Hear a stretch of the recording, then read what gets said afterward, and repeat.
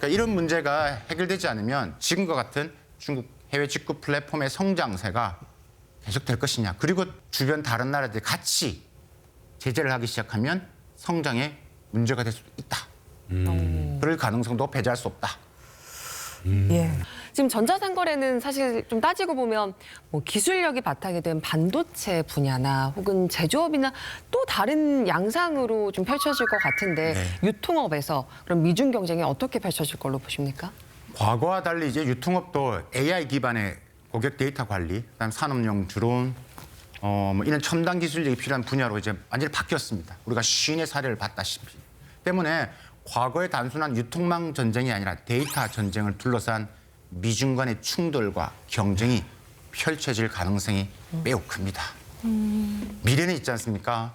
이제 IT가 아니라 DT를 누가 장악하느냐에 따라서 세계 패권을 진다는 말이 있습니다. DT? DT는 데이터 테크놀로지. 앞으로 이 유통산업은요, 소비 데이터와 함께 결제 데이터, 물류 데이터, 그러니까 이런 생산, 유통, 소비에 이르는 모든 정보의 데이터를 구축할 수 있기 때문에 데이터는 향후 미중 간의 첨단 산업, 군사안보의 패권 경쟁에 있어서 우위를 점할 수 있는 가장 핵심 요소일 겁니다. 근데 쌤, 뭐 지금 이커머스 전쟁이 꼭 미국, 중국 간의 경쟁이라기보다는 엄연히 우리나라에도 지금 막 들어오고 있잖아요. 그럼 우리도 뭐 미국처럼은 아니더라도 뭔가 뭐 대응책이라든지 아니면 최소한 우리나라 어떤 이커머스 시장에 큰 영향을 줄 것 같거든요. 지금 우리나라 시장 큰일 났다 이렇게 보시는 분들도 많더라고요.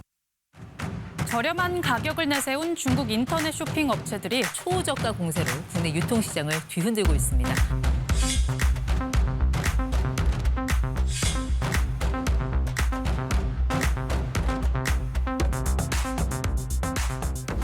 이 중국뿐 아니라 글로벌 이커머스 시장에서 한국은 매우 중요한 시장입니다. 왜냐하면 이 한국 시장에서 일단 성공하면요, 중국 그 직구 플랫폼들이 어떻게 생각하냐면 이 K 컨텐츠, 그다음에 소셜 미디어 영향력을 바탕으로 동남아 시장에서는 시장을 먹을 수 있다. 시장의 지배력을 확장할 수 있다라는 인식이 있습니다. 때문에 한국이 매우 중요한 테스트 마켓입니다. 특히 한국 시장에서는 알리의 행보를 주목할 필요가 있죠. 알리는 최근에 이제 수수료를 이제 제로 혜택을 내세우면서 한국 브랜드 상품까지 지금 플랫폼에 포함시키고 있습니다. 그러니까 소비자 유입을 더 다양하게 하겠다라는 겁니다. 게다가 또 알리는 이 CJ 대한통운하고 또 풀필먼트 사업까지 논의가 되고 있습니다. 여러분, 국내에서요, 국내 산업계, 그다음에 국내 유통계가 가장 두려워하는 게 두 가지가 있습니다. 첫 번째가 알리판 총알 배송이 생기면 어떡하지? 알리가 오늘 주문하면 내일 아침에 그렇습니다. 도착한다. 만약에 알리가 한국 내 물류 보세 창구를 만들어내면 주문하면 바로 가는 것이죠. 그게 되면 소비자들이 움직이기 더 시작할 거다. 아마도 국내에 있는 큰 유통사들, 플랫폼들은 여기에 대한 고민을 깊게 할 것 같습니다. 두 번째가 뭐냐면 틱톡샵이 들어오면 이 판이 바뀐다. 지금 우리 국내는요, 이강 체제로 굳어 있죠. 쿠팡과 네이버에 이강 체제로 굳어 있습니다.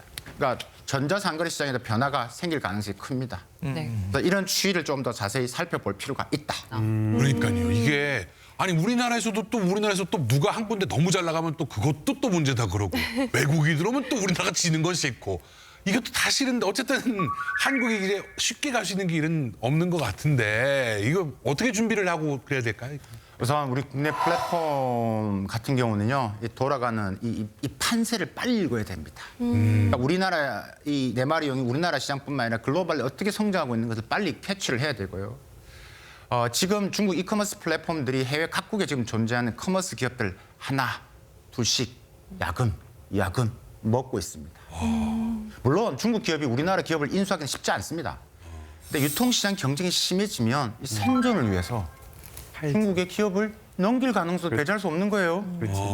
이렇게 되면 국내 플랫폼 지분 상당수를 중국 플랫폼이 갖는 이런 암담한 상황이 펼쳐질 수도 있다는 거죠. 게다가 초저가 전략을 지금 타파하겠다고 우리 국내 플랫폼 기업들이요. 이 저렴한 중국 제조업체들 한번 우리도 해보겠다. 네. 직거래를 해보자 우리도. 그러면 기존의 한국 업체는 어떻게 될까요? 국산 제품으로는 가격 균형을 맞출 수 없으니 존재감은 사라질 수밖에 없겠죠. 그렇다면 이때 만약 중국 플랫폼 이 4마리의 용이 우리도 야 품질 높은 거 한번 해보자. 써보자. 한국 제품을 가지고 우리한테 와 라고 한다라면 고민이 되는 거예요. 결국 살아남기 위해서는 거래를 할 가능성이 크다는 거죠. 그런데 마진이 적잖아요.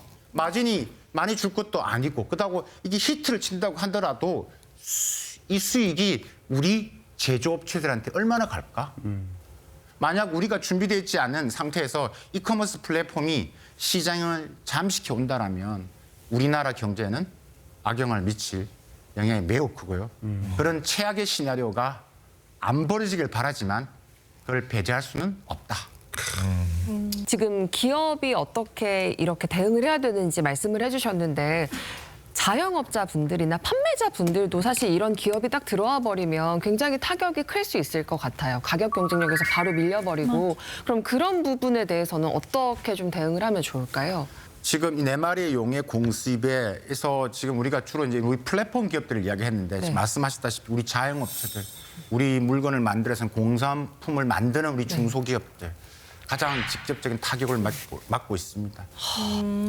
그래서 이런 자영업자를 위해서는 일단 정부가 이걸 보호하는 일단 정책을 만드는 노력이 첫 번째 따라야 될 것 같고요. 두 번째 기업 스스로가 브랜드를 만들지 않고서는 견뎌내기가 쉽지 않습니다. 저가 경쟁으로 그들과 붙어서 이길 수가 없습니다. 그러면 내가 한국 제품이고 내가 비록 내가 영세 기업이지만 나만의 컨텐츠, 나만의 브랜드를 만들지 않고서는 이 지금 폭풍과 밀려오는 상태에서 생존하기는 결코 쉽지 않다. 네. 그것들을 우리가 이런 오늘 방송이나 여러 가지 이 전문가들의 목소리를 통해서 그분들을 더 성장할 수 있게 만들어주는 또 그런 노력도 매우 같이 필요해 보입니다. 야.